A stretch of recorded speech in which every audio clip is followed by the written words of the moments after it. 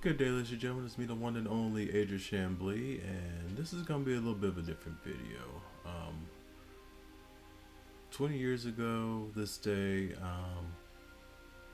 R&B superstar Aaliyah passed away in a plane crash, and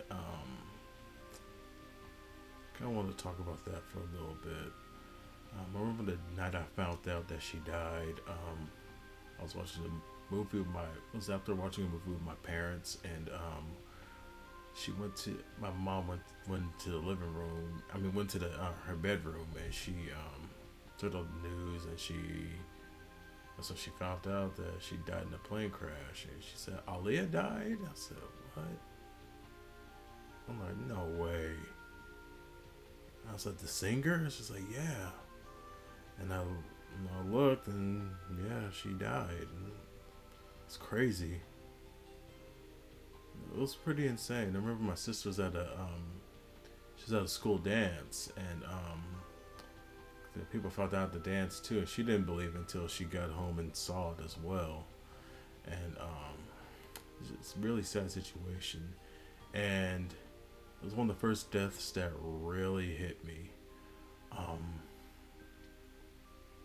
it hit me hard.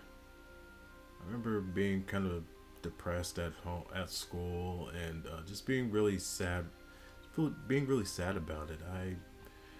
The crazy thing is that I mean, she was a great artist or whatnot, but like I never really hardcore listened to her music or anything like that. I was listening to my own stuff and whatever, and I never really like hardcore paid attention to her music. I mean, I did, but it's like I knew her songs and whatnot, but like I never really like listened to her. Like I wasn't her biggest fan or anything like that.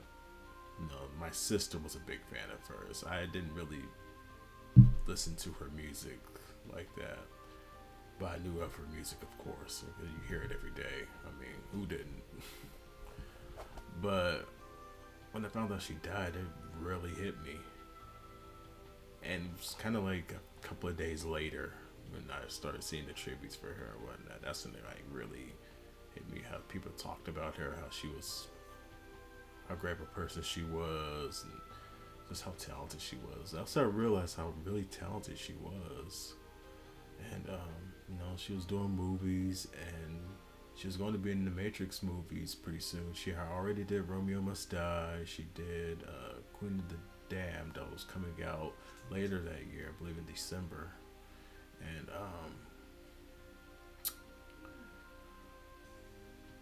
yeah, she was going to be in the Matrix movies. And I was really looking forward to that. So I'm pretty curious to see her in the Matrix because I like the Matrix, and so I was really curious to see how that was going to happen, what was going to happen with that, and it's just really sad that it never happened.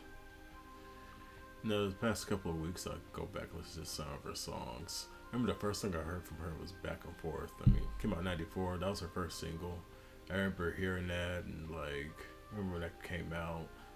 I was like, it's actually not that bad. It's pretty cool, you know. And she did the song for what was it, Anastasia? That was a good one too. I think If Your Girl Only Knew is probably my favorite song by her. I really was looking back. I listened to that song. I was like, this song is really good. It's been in my head for like weeks now. It's crazy.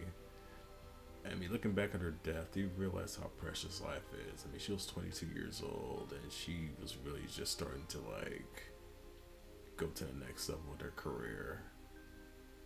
And it's just that they got snatched away from her. And you could tell she had a lot more to give to us as people, to to her fans, and to the world. And we'll never be able to see. We won't be able to see that. No, we won't be able to experience that. I remember hearing about. I remember when I was hearing about her people talking about her giving tributes to her and whatnot. I thought about it and I was like, I'm gonna name my daughter Aaliyah. And to this day, I plan on naming my daughter Aaliyah. If I ever have a daughter, I'm gonna name her that. And I also have this idea for a Disney movie that hopefully one day will happen. I hope. Anyways, I have this character in mind, and it's a princess character. And I was thinking for a name of her. I was thinking of a name, and her name, Aaliyah's name, came to mind. It's like that's perfect. So yeah, I want to do that to honor her. It's pretty hard to believe that it was 20 years when she died. Time flies. No, I mean I was 14 years old. I was in starting high school, and it was a crazy blow when that happened. And then I remember, and then a couple of weeks later, 9/11 happened, of course, and that's a whole nother story. It's just sad, sad, beautiful girl, very talented, and she's taken away from us so early. But she's in heaven. And I believe her father passed away too a few years ago. I believe her father died, so I was thinking they're together again. So rest in peace to Aaliyah, rest in peace to her father, Michael, as well. I also want to say, let's not forget the other people, the 8 others that died on that plane crash. Because, it's been 20 years. It's been 20 years, It's like, let's not forget about them as well. So I want to say rest in peace to Scott Galen. I hope I'm saying his name right. Rest in peace to him, Scott Galen. Rest in peace to Keith Wallace, Christopher Maldonado, Gina Smith, Eric Foreman, Douglas Kratz, Anthony Dodd, and the pilot Luis Morales. And I know there's a lot of controversy with the pilot and whatnot. I'm not going to get into it because I don't know, at the end of the day,